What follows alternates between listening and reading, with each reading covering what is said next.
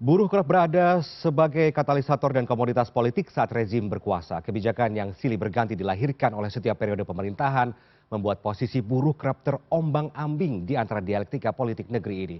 Untuk membahasnya ada Direktur Eksekutif Indikator Politik Indonesia Burhanuddin Muhtadi lewat sambungan daring. Halo, selamat malam Prof. Burhan. Selamat malam Prof. Malam. Baik, Ya, Mas. Prof.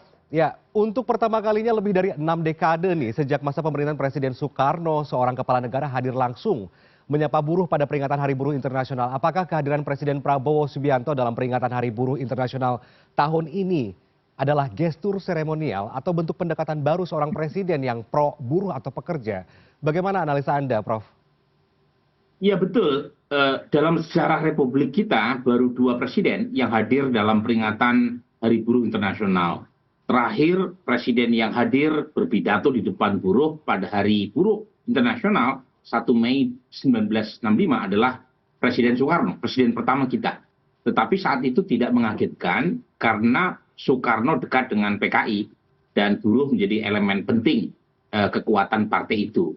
Nah, kali ini itu menjadi lain karena umumnya presiden-presiden pasca Soekarno itu lebih dianggap dekat dengan pengusaha.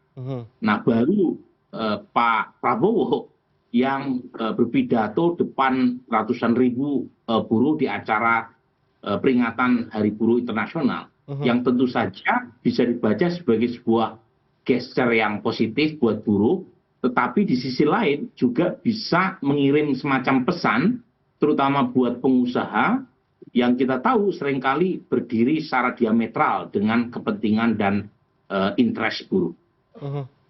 Ini berarti para pengusaha harus siap mengencangkan ikat pinggang nih kalau nanti akan diadakan atau digelar pertemuan buruh dengan serikat-serikat buruh dengan para pengusaha begitu ya. Ini akan menjadi jawaban selanjutnya begitu. Prof, ada 6 tuntutan aliansi buruh pada peringatan Hari Buruh Internasional tahun ini, mulai dari tuntutan upah yang layak, perlindungan pekerja hingga pemberantasan korupsi melalui RUU perampasan aset. Nah, upah yang layak ini menjadi tuntutan para buruh dari tahun ke tahun, Prof. Mengapa kebijakan soal upah ini seperti pekerjaan yang tak pernah selesai dari masa ke masa, bahkan sampai presiden silih berganti begitu? Apakah kultur politik di Indonesia bisa dianggap sebagai salah satu penyebabnya, Prof?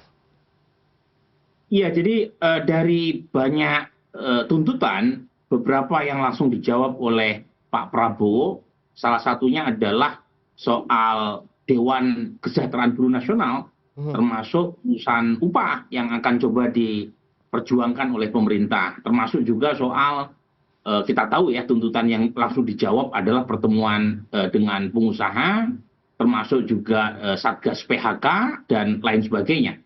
Yang lagi-lagi kalau dikaitkan dengan pertanyaan soal upah, ini menarik karena tak lama setelah Presiden Prabowo dilantik sebagai presiden, itu beliau langsung menaikkan UMR ya 6,5%. Nah, di saat yang sama ini yang tadi saya bilang, ekonomi kita sedang tidak baik-baik saja ya. Coba kalau kita lihat pertumbuhan ekonomi kita menurut Bank Dunia dikoreksi dari 5,1% di tahun 2025 menjadi diproyeksi hanya sekedar 4,7%.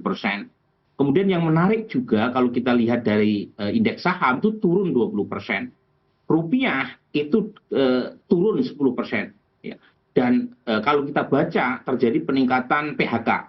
Dan ini disebabkan oleh banyak hal, bukan semata-mata dari konteks domestik ya, tetapi terutama adalah pelambatan ekonomi dunia, termasuk tarif Trump yang membuat banyak pengusaha ketar-ketir. Nah, pada saat semacam ini, tiba-tiba ada peningkatan aspirasi buruh yang didukung secara habis-habisan oleh Presiden, oleh pemerintahan Prabowo. Nah, di sini nggak mudah, ya, nggak mudah untuk menjembatani urusan usaha yang sedang ketar-ketir dengan kepentingan buruh. Dan kita sudah menyaksikan di banyak tempat ketika akhirnya buruh memaksakan kehendaknya, itu yang terjadi pengusahanya malah lari. Atau pengusahanya kemudian menutup pabriknya. Dan akibatnya misalnya dalam kasus di Cirebon ya,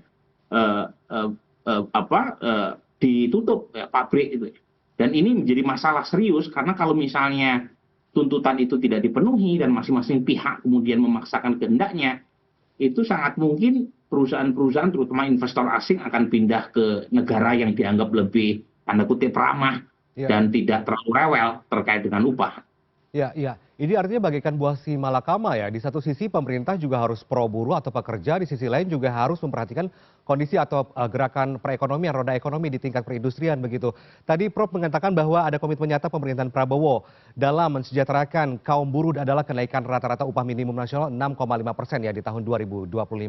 Melihat realitas politik yang ada, Prof, apakah Anda melihat ada afirmasi kehadiran dan langkah konkret pemerintah dalam membuka ruang optimisme baru untuk menjamin kaum buruh hidup sejahtera atau tidak?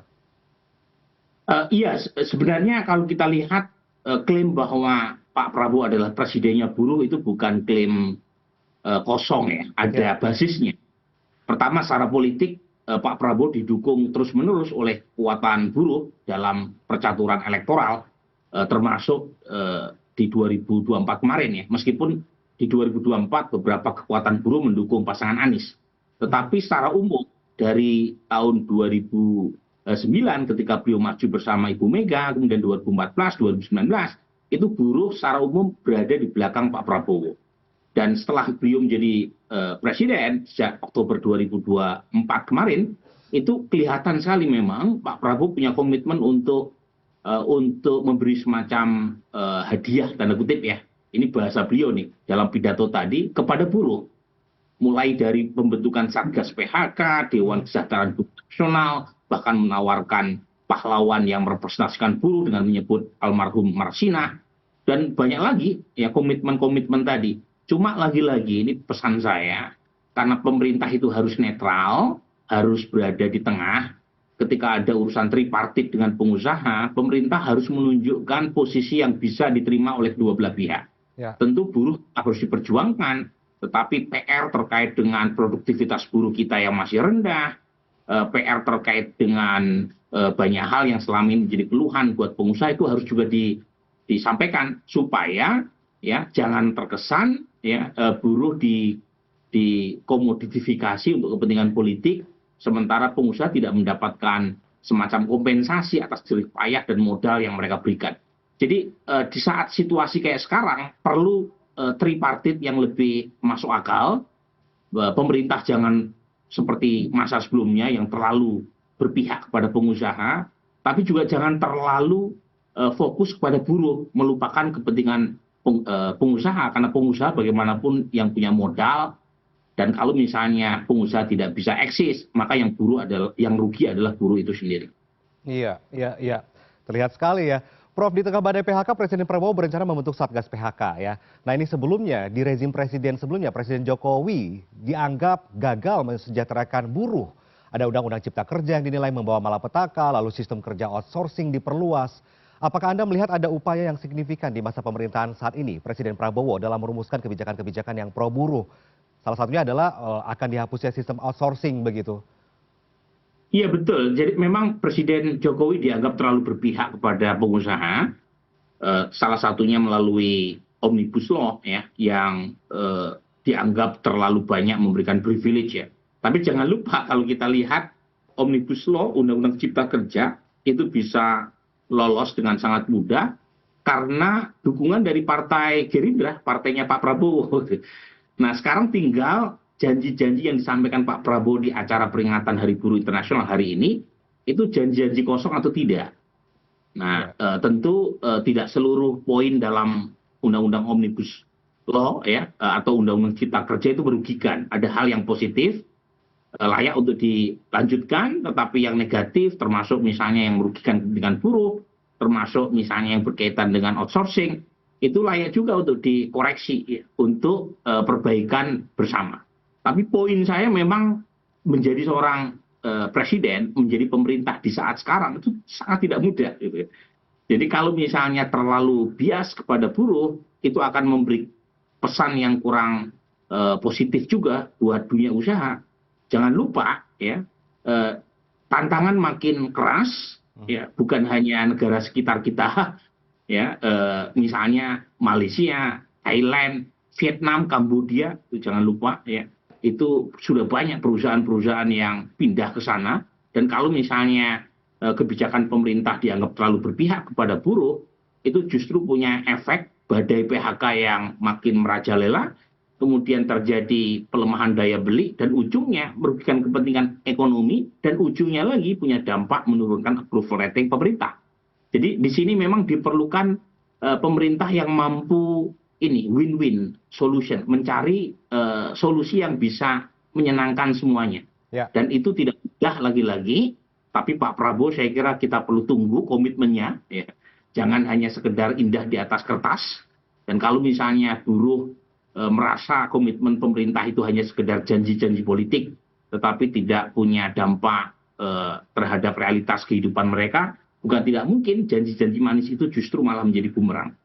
Ya, kita lihat seperti apa nanti ya gebrakan Prabowo Subianto ya. Ini akan pro buruh atau pro pengusaha. Kita lihat nanti karena akan diadakan pertemuan antara pengusaha dengan serikat pekerja atau serikat buruh begitu. Terima kasih banyak Pak Burhanuddin Muhtadi, Direktur Eksekutif Indikator Politik Indonesia sudah bergabung bersama kami di CNN Indonesia Prime News. Selamat malam, sehat selalu Pak. Terima kasih.